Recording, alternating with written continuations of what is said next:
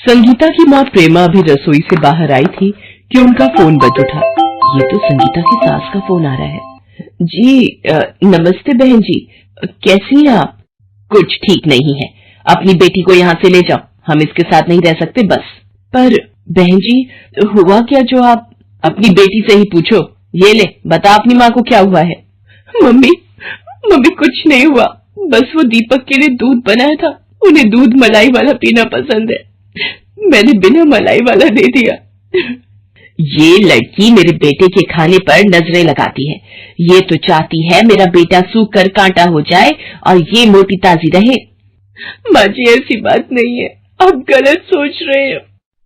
देखिए अभी भी ये लड़की मेरी माँ से जुबान लड़ा रही है, मुझे इसके साथ नहीं रहना। पहले ही दोस्तों से मेरी नाक कटवा रखी है, जो देखो बस यही कहता है तू कब बाप बनने वाला है, तू कब बाप बनने वाला है। अब तो तेरी शादी को 10 साल बीत चुके हैं, मैं क्या जवाब दूं?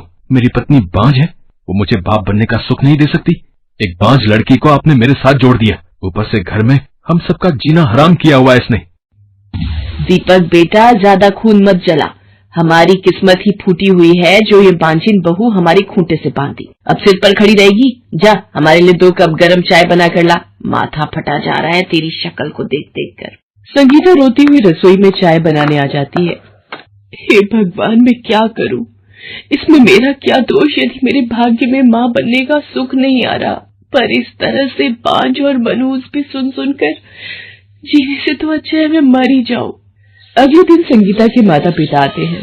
राजरानी उनके सामने तेज तेज बोलना शुरू हो जाती है। अरे हमारी तो मती मारी गई थी जो इस बांझिन को हमने अपने घर में बहू बना लिया। मेरे लड़के के लिए तो लाखों लड़कियां लाइन में लगी थी शादी करने के लिए, पर दीपक के बाबूजी ने आपकी बेटी को पसंद किया। पता नहीं इसके मनहूस कदमों के घर में पड़ते ही वो स्वर्ग से धार गए। बहन जी ऐसा न कहिए, हमने अपनी बेटी को सभी संस्कार देकर आपके घर भेजा था। अगर इससे कोई भूल हो जाती है तो बेटी समझकर माफ कर दिया कीजिए। संगीता अपनी गलतियों के लिए माँ जी से माफी मांगो। रहने दीजिए बहन जी, ये ढोंग करने की जरूरत नहीं है, ये तो आप भी जानती हैं कि आपकी बेटी गलत है। अब एक ही रास्ता है, इसे कुछ दिन के लिए अपने साथ ले जाइए, जब हमें लगेगा कि ये सुधर गई है हम इसे खुद लेने आ जाएंगे। माँ जी मैं माँ और बाबूजी के साथ नहीं जाना चाहती, आप ऐसा क्यों कर रही हैं? संगीता तुम आज ही अपने मायके जाओगी, माँ ने जो बोल दिया सो बोल दिया, नहीं तो तुम मेरा गुस्सा जानती हो। संगीता कोई बात नहीं, तू कुछ दिन के लिए चलकर हमारे साथ रह ले, दामाद जी तुझे लेने आ जाएंगे। संगीता को उस वक्त कुछ भी नहीं सोच रहा था, वो अपने माँ बाबूजी के साथ मायके आ जाती है। मायके आए संगीता को 1 हफ्ता बीत चुका था। माँ आज 1 हफ्ता हो गया पर दीपक का एक भी फोन नहीं आया, मैंने माँ जी को भी मिलाया, उन्होंने भी कोई फोन नहीं उठाया, मेरा तो मन घबरा रहा है, वो मुझे लेने आएंगे भी ना? तू चिंता मत कर संगीता, हो सकता है दामाद जी को काम का बोझ हो, इसी वजह से उन्हें समय ना मिल पा रहा हो, आ जाएंगे लेने, परेशान मत हो। संगीता के मन में घबराहट हो रही थी। उधर राजरानी और दीपक कुछ और ही खिचड़ी पका रहे थे। दीपक तूने वकील साहब से बात की, कब बुलाया है उन्होंने? माँ आज दोपहर को 2 बजे हम वकील साहब से मिलने जा रहे हैं, वहीं इन सब बातों का हल निकालेंगे। देखिए राजरानी जी, दीपक और संगीता की शादी को 10 साल बीत चुके हैं, शादी को काफी अरसा हो चुका है। दीपक और संगीता के तलाक के लिए वक्त लग जाएगा और हो सकता है संगीता इन तलाक के कागजों पर साइन ही ना करे, मुकर जाए, या फिर वो आपसे इस तलाक के लिए बहुत बड़ी रकम भी वसूल कर सकती है। वकील साहब मैं अब और उस बांझिन बहू को अपने घर में नहीं देख सकती, कोई तो रास्ता होगा जिससे हमें छुटकारा मिल जाए और मैं अपने दीपक की दूसरी शादी कर सकूं। देखिए हमारे देश के कानून के हिसाब से पति पत्नी तब तक दूसरी शादी नहीं कर सकते जब तक कि उनका पहला तलाक न हो जाए। हाँ, यदि पति या पत्नी में से किसी एक को कुछ हो जाता है या वो मर जाता है तब उस दशा में कानून दूसरी शादी करने की इजाजत दे देता है। चलिए फिर वकील साहब हम आपको बता देंगे जैसा भी तय होगा। क्या हुआ माँ, तुम अचानक घर क्यों ले आई? वकील साहब ने कहा यदि पति पत्नी दोनों में से किसी को कुछ हो जाए तो दूसरा ब्याह किया जा सकता है। यदि माँ मैं समझ गया, तुम्हारा इशारा किस तरफ है, अब मुझे आगे क्या करना है ये बताओ। देख 2 दिन बाद छठ पूजा आने वाली है, संगीता को आज ही लेने चले जा। अगर पूछे कि दिवाली पर नहीं आए तो बात मेरे ऊपर डाल देना कि माँ का ब्लड प्रेशर बढ़ गया, तो बेड रेस्ट था और संगीता बेकार में घबरा जाती इसलिए नहीं बताया।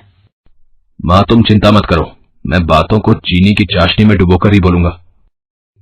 दीपक संगीता को न जाने कौन सा षड्यंत्र रचकर लेने चल पड़ता है। दीपक को देखकर संगीता और प्रेमा हैरान रह जाती हैं। अरे दामाद जी, आप। संगीता, तुम दामाद जी के पास बैठो, मैं चाय नाश्ता लाती हूँ। माँ जी कैसी हैं? संगीता, माँ की तबीयत खराब हो गई थी। डॉक्टर ने उन्हें कोई भी सदमा देने से मना किया है। हम दोनों के बीच जो भी कुछ हुआ उस बात से माँ बहुत दुखी है। मैं चाहता हूँ कि तुम मेरे साथ वापस अपने घर चलो। तुम्हें देखकर माँ बहुत खुश होंगी। माँ ने कहा है छठ पूजा आने वाली है तो तुम छठ पूजा का व्रत अपनी ससुराल में ही रखो, ऐसी माँ की इच्छा है। संगीता आपके साथ जरूर जाएगी दामाद जी। आखिर राजरानी जी भी इसकी माँ है और इस वक्त उन्हें देखभाल की बहुत जरूरत है। संगीता, जाओ अपना सामान पैक कर लो और फिर छठ पूजा का व्रत भी तो रखना है। खुशी खुशी अपने घर जाओ बेटी।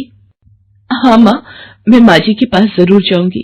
उनकी तबीयत का सुनकर अब मुझसे भी रुका नहीं जा रहा। मैं अपने हाथों से उनकी सेवा करना चाहती हूँ माँ। संगीता दीपक के साथ वापस अपने ससुराल आ जाती है। दीपक और राजरानी का बदला हुआ व्यवहार देखकर संगीता बहुत खुश थी। वो पूरे विधि विधान से छठ पूजा निर्जला व्रत रख रही थी। नियम पूर्वक संध्या समय पकवान और मिठाई बनाकर घाट पर जाती और सूर्य भगवान को अर्घ्य देकर परिवार की सुख शांति की कामना कर रही थी। छठ पूजा का आखिरी दिन आ गया था। संगीता को अगली सुबह होने से पहले घाट पर जाना था। राजरानी संगीता से बोली, बहू तुम समय से सो जाओ, फिर जल्दी उठकर घाट पर भी जाना है। थोड़ी थकान भी दूर हो जाएगी, तुम लेट लो। माँ जी, आप मेरा कितना ध्यान रखते हो। मैं बहुत खुश नसीब हूँ जो आप जैसी सासू माँ मिली। संगीता कमरे में जाकर लेट जाती है और उसकी आंख लग जाती है। तभी ध्यान से तेल छिड़कना, कहीं उठ न जाए। अगर इसकी आंख खुल गई तो शोर मचा देगी।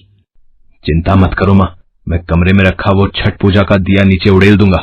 लोग समझेंगे दिए से आग लगी है, हम पर किसी को भी शक नहीं होगा। संगीता गहरी नींद में सो रही थी। दीपक पूरे कमरे में मिट्टी का तेल छिड़क देता है और छठ पूजा के जलते दिए को उड़ेल देता है। आग कमरे में फैलने लगती है। दीपक कमरे से बाहर जाने लगता है। ये दरवाजा कैसे बंद हो गया? ये खुल क्यों नहीं रहा? अरे कसकर धक्का दे, खुल जाएगा।